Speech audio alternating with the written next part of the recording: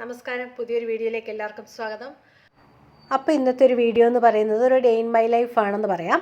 അപ്പം അതുപോലെ തന്നെ നമ്മൾ കുറേ കാര്യങ്ങൾ നമ്മൾ കിച്ചണിൽ ഇങ്ങനെ ചെയ്തു വെച്ചാൽ വളരെ പെട്ടെന്ന് തന്നെ നമുക്ക് പിന്നീടുള്ള ദിവസങ്ങളിലെ ജോലികൾ എളുപ്പമാക്കി തരും. അപ്പം ആ ഒരു രീതിയിലുള്ള വീഡിയോ ആണ് ഇന്ന് കാണിക്കുന്നത്. അപ്പം നമുക്ക് വീഡിയോയിലോട്ട് പോയാലോ? അപ്പം റെഡിയല്ലേ? വീഡിയോ ആണ്. ഇന്നിപ്പോൾ ഞാൻ തീരുമാനിച്ചിരിക്കുന്ന കുറച്ച് സവാളയെല്ലാം നമ്മളൊന്ന് വറുത്ത് വയ്ക്കണം. ഇങ്ങനെ വറുത്ത് വെച്ചാൽ ബിരിയാണിയൊക്കെ ഉണ്ടാക്കുമ്പോൾ അതുപോലെ ചിക്കൻ കറിയൊക്കെ ഉണ്ടാക്കുമ്പോൾ ഇപ്പോൾ നമുക്ക് സവാള വറുത്തുണ്ടെങ്കിൽ വളരെ പെട്ടെന്ന് തന്നെ നമ്മുടെ ജോലി കഴിയും. അപ്പോൾ അതിനായിട്ട് ഞാനിവിടെ ഒരു ഏകദേശം ഒരു 5-6 സവാളയെങ്കിലും ഇതുപോലെ നൈസായിട്ട് അരിഞ്ഞു വെച്ചിട്ടുണ്ട് കേട്ടോ. അപ്പം നമ്മൾ അരിയുമ്പം പ്രത്യേകം ശ്രദ്ധിക്കണം. വളരെ നൈസായിട്ട് അരിഞ്ഞാൽ മാത്രമേ നമുക്ക് നല്ലതായിട്ട് വറുത്തെടുക്കാൻ പറ്റുള്ളൂ. അപ്പോൾ ഒരു ഗ്യാസിൽ ഞാനത് വെച്ചിരിക്കുകയാണ്. അപ്പോൾ തീ കുറച്ച് വെച്ചിട്ട് കൊടുത്തിട്ടുണ്ട് കേട്ടോ. അപ്പോൾ വേറൊരു അടുപ്പിലോട്ട് ഞാൻ ജീരകമാണ് പൊടിക്കുന്നത്. അതായത് നമ്മുടെ ഫെനിൽ സീഡില്ലേ, അതാണ് പൊടിക്കുന്നത്. അപ്പോൾ അതൊന്ന് ചൂടാക്കിയിട്ട് വേണം പൊടിക്കാനായിട്ട്. അപ്പം ഈ പൊടികളെല്ലാം ഏകദേശം തീർന്നിരിക്കുകയാണ്. അപ്പം ഇപ്പോൾ സമയമുള്ളൊരു ദിവസം ഞാനിത് പൊടിച്ചു വയ്ക്കുകയാണെല്ലാം. അപ്പോൾ അതൊന്ന് ചെറുതായിട്ട് ചൂടായിട്ട് വന്നിട്ടുണ്ട്. അപ്പോൾ അതിന് ശേഷം നമുക്കിനി അതൊരു ഞാനിതുപോലെ ഒരു പത്രത്തിലോട്ടാണ് മാറ്റുന്നത് കേട്ടോ. അതുപോലെ പത്രത്തിലോട്ട് നിരത്തിയിട്ടാൽ പെട്ടെന്ന് തന്നെ അതിൻ്റെ ചൂടൊന്ന് പോയി കിട്ടും. അതിനുശേഷം നമുക്കത് പൊടിച്ചെടുക്കാം. പിന്നെ പൊടിച്ചെടുക്കുന്നത് കുരുമുളകാണ്.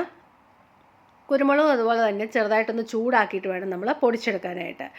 കുരുമുളക് പൊടിയൊക്കെ കടയിൽ നിന്ന് മേടിക്കണ ഭയങ്കര വിലയാണ്. അപ്പം നമുക്കിതുപോലെ കുരുമുളക് വീട്ടിലുണ്ടെങ്കിൽ ഇതുപോലെ പൊടിച്ചു വെച്ചാൽ നമുക്ക് ആവശ്യാനുസരണം ഉപയോഗിക്കാൻ വേണ്ടി പറ്റുന്നതാണ്. അപ്പോൾ ആ സെയിം ടൈമിൽ തന്നെ ഞാൻ ഈ സവോള ഇവിടെ വറക്കുന്നതിൻ്റെ തീ നോക്കുന്നുണ്ട്, ഇടയ്ക്കിടയ്ക്ക് ഇളക്കിയും കൊടുക്കുന്നുണ്ട് കേട്ടോ. ഇതൊക്കെ ഇടയ്ക്ക് ചെയ്തുകൊണ്ടിരിക്കുന്നുണ്ട്.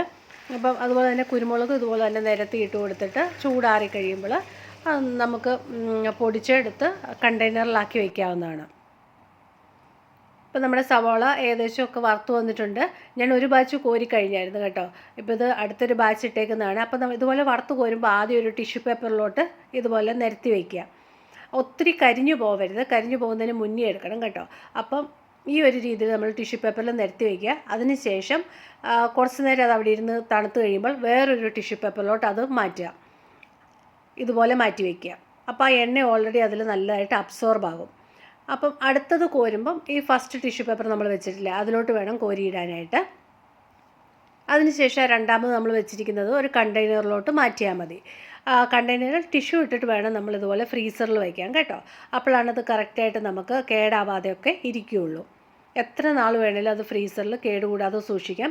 നമ്മൾ തന്നെ ഫ്രൈ ചെയ്തെടുക്കുന്നതായതുകൊണ്ട് നമുക്ക് അതിനകത്ത് വേറെ നമ്മൾ ഒന്നും ചേർക്കുന്നില്ലല്ലോ കേടാവാതിരിക്കാൻ വേണ്ടി. അപ്പം ഈ ഒരു രീതിയിൽ ചെയ്ത് വെച്ചാൽ വളരെ എളുപ്പമാണ് കേട്ടോ. അപ്പോൾ അതുപോലെ അടുത്ത ബാച്ച് ഞാൻ ഇതുപോലെ വറുത്ത് കോരിയിട്ടുണ്ട്. അപ്പോൾ എണ്ണയിൽ ഫുൾ ഇതുപോലെ വറുത്ത് കോരി എടുത്തു വെച്ചു. ഇനി അതിന് ശേഷം തേങ്ങയാണ് വറുത്ത് വയ്ക്കുന്നത്. അപ്പം ഒരു പാത്രം തേങ്ങയാണ് ഞാനിപ്പം വറുത്ത് വെക്കുന്നത് കേട്ടോ. അത് ഏകദേശം ഒരു തേങ്ങ കാണുമായിരിക്കും, ഒരു ചെറിയ തേങ്ങയുണ്ട്. അപ്പം അതും ഇതുപോലെ ചെറു തീയിലിട്ട് നല്ലതായിട്ട് വറുത്തെടുത്ത് വയ്ക്കുകയാണ്. അപ്പം നമുക്കൊരു ഇപ്പോൾ വറുത്തരച്ച കറി വെക്കണമെങ്കിൽ തേങ്ങ അന്നേരം വറുക്കാൻ നിൽക്കി നമ്മുടെ ടൈം വേസ്റ്റ് ചെയ്യേണ്ട കാര്യമില്ല. പെട്ടെന്ന് തന്നെ നമുക്ക് ചെയ്തെടുക്കാം. നമ്മുടെ കുരുമുളകിൻ്റെയും അതുപോലെ തന്നെ ജീരകത്തിൻ്റെ ഒക്കെ ചൂട് പോയപ്പോൾ തന്നെ ഞാൻ പൊടിച്ചെടുത്തിട്ട് അതൊരു കണ്ടെയ്നറിലാക്കി വെച്ചിട്ടുണ്ട് കേട്ടോ. ഈ സമയത്ത് ഈ രണ്ടടുപ്പിലും ഇതുപോലെ തന്നെ വർക്ക് ചെയ്യുന്നതുകൊണ്ട് പെട്ടെന്ന് തന്നെ പണികൾ കഴിയും. ഈ സവാള വറുക്കുന്ന സമയം തന്നെയല്ല ഞാൻ അവിടെ തേങ്ങ വറുത്തുകൊണ്ടിരുന്നത്. അപ്പം അത് ഒരേപോലെ തന്നെ നമുക്ക് കഴിഞ്ഞു കിട്ടുന്നുണ്ട്. അപ്പോൾ തേങ്ങ ഏകദേശം മൂത്ത് വരുന്നുണ്ട്. ഇനി അതും നമുക്ക് തണുത്തതിന് ശേഷം നല്ലതായിട്ട് ചൂട് പോയതിന് ശേഷം ഒരു കണ്ടെയ്നറിലാക്കി നമുക്ക് വയ്ക്കണം. കണ്ടെയ്നറിൽ അല്ലെങ്കിൽ ഒരു പ്ലാസ്റ്റിക് കവറിൽ. ഞാൻ പ്ലാസ്റ്റിക് കവറിലാക്കിയാണ് വയ്ക്കുന്നത് കേട്ടോ. അപ്പോൾ നമുക്ക് ഇങ്ങനെ ഫ്രീസറിലാണ് വയ്ക്കുന്നത്. അപ്പോൾ നമുക്ക് അവിടുന്ന് എടുക്കാനായിട്ട് എളുപ്പമാണ് ഇതുപോലെ പ്ലാസ്റ്റിക് കവറിലാക്കി വെച്ചിരുന്നാൽ. ഞാൻ പറഞ്ഞില്ലേ ഇതുപോലെ ഉള്ളി വറുത്തിട്ട് ഇതുപോലൊരു കണ്ടെയ്നറിൽ വയ്ക്കും. അതുപോലെ തന്നെ തേങ്ങ വറുത്തത് പ്ലാസ്റ്റിക് കവറിലാക്കി വെക്കും. അപ്പോൾ നമുക്ക് ഫ്രീസറിൽ നിന്ന് പെട്ടെന്ന് ഇങ്ങനെ ഒടിച്ചെടുക്കാൻ വേണ്ടി പറ്റും. അപ്പോൾ നമുക്ക് ആവശ്യമുള്ള തേങ്ങ എടുത്താൽ മതി. ഇതുപോലെ രണ്ടായിട്ടാണ് ഞാൻ വെച്ചിരിക്കുന്നത്.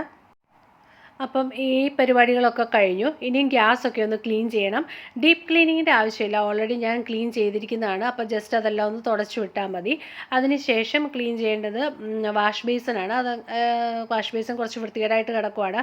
അപ്പോൾ അത് ഞാൻ ക്ലീൻ ചെയ്യുന്നത് എങ്ങനെയാണെന്ന് പറഞ്ഞാൽ ഒരു പാത്രത്തിലേക്ക് സ്വല്പം സോഡ ബൈകാർബ് എന്ന് പറഞ്ഞിട്ട് ഇങ്ങനെ മേടിക്കാൻ കിട്ടും, നമ്മുടെ വെജിറ്റബിളൊക്കെ വാഷ് ചെയ്യുന്നത്. അതൊരു സ്വല്പം ഇട്ട് കൊടുക്കും. അതിനുശേഷം അതിലേക്ക് സ്വല്പം വിനാഗിരി, പിന്നെ നമ്മുടെ ഏത് ഡിഷ് വാഷ് ലിക്വിഡാണോ യൂസ് ചെയ്യുന്നത് അതൊരു സ്വല്പം ചേർത്ത് കൊടുത്തതിന് ശേഷം അതിലേക്ക് വെള്ളം ആഡ് ചെയ്യും കേട്ടോ. വെള്ളം ആഡ് ചെയ്തതിന് ശേഷം അത് നല്ലതായിട്ട് നമ്മൾ എവിടെയാണോ വാഷ് ചെയ്യേണ്ടത് അവിടെ എല്ലാം ഒന്ന് ഇതുപോലെ ഒഴിച്ചു കൊടുക്കുകയാണ് ചെയ്യുന്നത്. അപ്പോൾ ഒഴിച്ചു കൊടുത്തു കഴിയുമ്പോഴത്തേക്കിന് എൻ്റെ ഗ്ലൗസ് ഇല്ലാത്തതുകൊണ്ടാണ് ഇനി ഇതുപോലെ അങ്ങ് ഒഴിച്ചു കൊടുക്കുന്നത് കേട്ടോ ഫുള്ളായിട്ട്. അല്ലെങ്കിൽ കുറച്ച് കൈകൾ ഇങ്ങനെ എടുത്തെടുത്ത് കൊടുക്കത്തേ ഉള്ളൂ, ഒഴിക്കത്തേ ഉള്ളൂ. അതിനുശേഷം അതെല്ലാം നല്ലതായിട്ടൊരു സ്ക്രബ്ബർ ഇട്ടിട്ട് ഇതുപോലെ ഒന്ന് കഴുകിയെടുക്കുക. എന്ത് വെച്ചാണോ നിങ്ങൾ വാഷ് ചെയ്യുന്നത് അത് വെച്ച് തന്നെ ജസ്റ്റ് ഒന്ന് നല്ലതായിട്ട് ഉരച്ചെടുക്കുക. അപ്പോൾ നമ്മൾ ഒത്തിരി സ്ട്രെയിൻ ചെയ്ത് ക്ലീൻ ചെയ്യേണ്ട ആവശ്യമില്ല. ജസ്റ്റ് ഒന്ന് വാഷ് ചെയ്യുമ്പം തന്നെ നല്ല നീറ്റായിട്ട് നമുക്ക് കിട്ടും. എന്താ പറയുന്നത്, പളുവളാന്ന് മിന്നുമെന്നൊക്കെ പറയത്തില്ലേ, ആ ഒരു രീതിയിൽ നമുക്ക് കിട്ടും. അപ്പം എളുപ്പത്തിൽ നമുക്ക് വാഷ് ചെയ്യാവുന്ന ഒരു രീതിയാണിത് കേട്ടോ. അതുപോലെ തന്നെ നല്ല നീറ്റായിട്ട് കണ്ണാടി പോലെ കിട്ടുകയും ചെയ്യും. അപ്പം നമ്മൾ ഒത്തിരി സ്ട്രെയിനും ചെയ്യുന്നില്ല. അപ്പം കണ്ടോ നല്ല വൃത്തിയായില്ല കാണാനായിട്ട്. അപ്പോൾ ഈ ഒരു മെത്തേഡ് എല്ലാവരും ഒന്ന് ട്രൈ ചെയ്ത് നോക്കണം കേട്ടോ. വാഷ് ബേസിനൊക്കെ ക്ലീൻ ചെയ്യുമ്പോൾ ഇതുപോലെ ഒന്ന് ചെയ്താൽ പെട്ടെന്ന് തന്നെ നമുക്ക് നീറ്റാക്കി എടുക്കാൻ പറ്റും. അതിനുശേഷം നമ്മുടെ കിച്ചൺ ഫുള്ളൊന്ന് വൃത്തിയാക്കാനുണ്ട്. അപ്പോൾ കബോർഡെല്ലാം ഞാൻ ഇതുപോലെ ഒന്ന് തുടയ്ക്കുകയാണ്. അപ്പോൾ കബോർഡ് തുടയ്ക്കുന്നത് ഞാൻ ജസ്റ്റ് തുണിയൊന്ന് നനച്ചിട്ട് തുടയ്ക്കുന്നതേ ഉള്ളൂ. അപ്പം നമ്മുടെ ആ എണ്ണമയമൊക്കെ ഉള്ളതെല്ലാം ഇങ്ങ് പോരും. പിന്നെ അടുത്ത പണി എന്ന് പറയുന്നത് നമ്മുടെ മക്കളുടെ ബെഡ്റൂമെല്ലാം ഒന്ന് ബെഡ്ഷീറ്റൊക്കെ ചേഞ്ച് ചെയ്യാനുണ്ടായിരുന്നു. അപ്പം അതുമെല്ലാം ഒന്ന് ചേഞ്ച് ചെയ്യുകയാണ് ഫുള്ള് ഇതുപോലെ. അപ്പം നമ്മൾ ഇതുപോലെ ബെഡിൻ്റെ രണ്ട് സൈഡിൽ ഇതുപോലെ ഒന്ന് കെട്ടിയിട്ട് നമ്മൾ ഈ ബെഡിൻ്റെ അടിയിലോട്ട് ഇതുപോലെ കയറ്റി വെച്ചാൽ നമ്മുടെ ബെഡ്ഷീറ്റ് മാറിപ്പോകത്തില്ല കേട്ടോ. അല്ലെങ്കിൽ നമ്മൾ ഉറങ്ങി എഴുന്നേറ്റ് കഴിയുമ്പോഴത്തേക്കും ഈ ബെഡ്ഷീറ്റ് എല്ലാം ചുരുണ്ടുകൂടി വരത്തില്ലേ. അപ്പം ഇതുപോലെ രണ്ട് സൈഡും ഒന്ന് കെട്ടിയതിന് ശേഷം നമ്മൾ വെച്ചേക്കുവാണെങ്കിൽ അതവിടെ തന്നെ ഇരിക്കും കേട്ടോ. ഈ ബെഡ്ഷീറ്റ് ഒരു സ്വല്പം ചെറുതാണ്, അതാണ് ഒന്ന് ഇങ്ങനെ ഇരിക്കുന്നത്. അപ്പോൾ അവിടുത്തെ ബെഡ്ഷീറ്റിൻ്റെ പരിപാടികളെല്ലാം കഴിഞ്ഞു. അതിന് ശേഷം അതെല്ലാം ഒന്ന് തുടയ്ക്കുമായിരുന്നു. തുടയ്ക്കാൻ ഞാനങ്ങ് മറന്നുപോയി. അപ്പം ഓർത്തപ്പം അങ്ങ് തുടച്ചു എന്നേ ഉള്ളൂ. ഫുള്ള് ജനലും അതുപോലെ തന്നെ കട്ടിലും ഒക്കെ തുടയ്ക്കണമായിരുന്നു. പിന്നെ അടുത്തതൊരു വാക്വം പിടിക്കാനുണ്ട്. അപ്പം നമ്മുടെ കാർപ്പറ്റെല്ലാം ഇതുപോലെ വൃത്തികേടായിട്ട് കിടക്കുവാണ്. അപ്പം ഫുള്ള് അതെല്ലാം ഒന്ന് പിടിക്കണം. അപ്പോൾ ഈ സമയത്താണ് ഇതെല്ലാം ചെയ്യുന്നത് കേട്ടോ. അപ്പം നമ്മൾ ഒറ്റയ്ക്ക് ചെയ്യുമ്പോൾ നമുക്കങ്ങ് ക്ഷീണം തോന്നും ഇടയ്ക്കിടയ്ക്ക്. അപ്പം എവിടെയെങ്കിലും ഒന്ന് ഇരുന്നാൽ മതി എന്ന് ഇടയ്ക്കിടയ്ക്ക് തോന്നാം. പക്ഷേ ഇരുന്നിട്ട് കാര്യമില്ലല്ലോ, നമ്മുടെ ഈ പണികളെല്ലാം നമ്മൾ ചെയ്ത് തീർക്കണ്ടേ. അപ്പം നമ്മുടെ വാക്കുമെല്ലാം പിടിച്ചു കഴിഞ്ഞപ്പോഴത്തേനും അടുത്തത് ക്ലീനിങ് ആണ്. എല്ലാം ഒന്ന് തൂത്തുവാരി തുടയ്ക്കണം. അപ്പം നമ്മൾ ഈ എന്താ പറയുന്നത്, കോണും മൂലയൊക്കെ നീക്കി തൂക്കണമെന്ന് പറയത്തില്ല. അങ്ങനെ നോക്കുമ്പോൾ അതിനടിയിലൊക്കെ ഒത്തിരി പൊടികളുണ്ട്. ഈ പിള്ളേർ വരയ്ക്കുന്നു എഴുതുന്നതും അതുപോലെ പിച്ചിക്കീറിടുന്ന പേപ്പറുകളും ഒക്കെ കിട്ടും. അപ്പം അതെല്ലാം കഴിഞ്ഞ് തൂത്തുവാരിയും തുടയ്ക്കുകയൊക്കെ ചെയ്ത് കഴിഞ്ഞതിന് ശേഷം ഞാൻ ഈ ബാത്റൂം വാഷ് ചെയ്യുവാണ്. ബാത്റൂം വാഷ് ചെയ്യുന്നതിന് ഡീപ്പ് ക്ലീനിങ് ഒന്നുമില്ല, നമുക്ക് പെട്ടെന്ന് തന്നെ ക്ലീൻ ചെയ്തെടുക്കാൻ പറ്റും. ഓൾറെഡി ഞാൻ ഡീപ്പ് ക്ലീനിങ് എല്ലാം കഴിഞ്ഞതാണ്. പിന്നെ അത് കഴിഞ്ഞിട്ട് ബെഡ്ഷീറ്റ് എല്ലാം വാഷ് ചെയ്യാനുള്ളതെല്ലാം ഞാൻ ഇതുപോലെ എന്താ പറയുന്നത്, വാഷ് ചെയ്യാൻ വേണ്ടി ഇട്ട് കൊടുത്തു. അത് കഴിഞ്ഞ് അത് അലക്കി വന്നു കഴിയുമ്പോൾ നമ്മൾ വിരിച്ചിടും. അതെല്ലാം ഒന്ന് ഇരുന്നപ്പോഴാണ് ഫോണൊന്ന് നോക്കാമെന്ന് വിചാരിച്ചത്. അപ്പം ഒരു ഇച്ചിരി നേരം ഒരു 5-10 മിനിറ്റ് ഫോണൊന്ന് നോക്കിക്കൊണ്ടിരിക്കുകയാണ്. അത് കഴിഞ്ഞതിന് ശേഷം ഇനി ബ്രേക്ക്ഫാസ്റ്റും ലഞ്ചും കൂടെ എല്ലാം കൂടെ കൂട്ടി ബ്രഞ്ച് കഴിക്കണം. അതാണിപ്പോൾ കഴിക്കുന്നത്. ബ്രേക്ക്ഫാസ്റ്റ് ഇന്ന് കഴിച്ചില്ലായിരുന്നു. അപ്പോൾ രണ്ടും കൂടെ കൂട്ടി ഇപ്പോൾ ഒരു 12 o'clock ആയതേ ഉള്ളൂ. ആ സമയമായപ്പോൾ തന്നെ ഭയങ്കരമായിട്ട് വിശന്നു. ആ സമയമായപ്പോൾ ഞാനങ്ങ് ഫുഡ് കഴിക്കും കേട്ടോ. അപ്പോൾ ഇനി അടുത്ത പരിപാടി എന്ന് പറയുന്നത് അയണിങ് ആണ് കേട്ടോ. യൂണിഫോം ഒക്കെ അയൺ ചെയ്യാനുണ്ട്. അപ്പം ആ ടേബിളിൻ്റെ മണ്ടയ്ക്ക് ഇട്ടിട്ടാണ് ഇതുപോലെ അയൺ ചെയ്യുന്നത്. ഇപ്പം നിങ്ങൾക്ക് ആ ടേബിൾ കാണുമ്പോൾ ചിരി വരുന്നുണ്ടായിരിക്കും അല്ലേ. ഇപ്പം ആ ടേബിളിൻ്റെ മണ്ടയിലെ ക്ലോത്ത് അങ്ങ് ഭയങ്കരമായിട്ട് വൃത്തികേടായി. അപ്പം ഒരു ഹസ്ബൻഡ് ഒരു കയ്യിൽ എടുത്തിട്ട് ഇതുപോലെ അതിൽ ടൈറ്റാക്കി കെട്ടി വെച്ചിരിക്കുകയാണ്. ആക്ച്വലി അത് സ്റ്റിച്ച് ചെയ്യേണ്ടതാണ്, പക്ഷേ അത് ചെയ്യാൻ ഇതൊരു സമയം കിട്ടിയില്ല.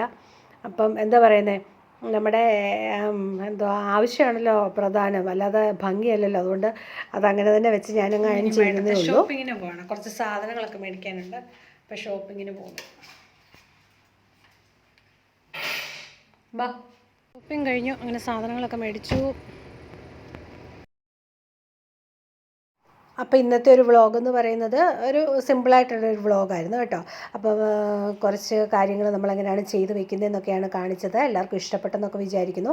അപ്പം ഇനി ഇതുപോലുള്ള നല്ല നല്ല വീഡിയോ ആയിട്ട് വരുന്നത് വരേക്കും താങ്ക് യു, ബായ്.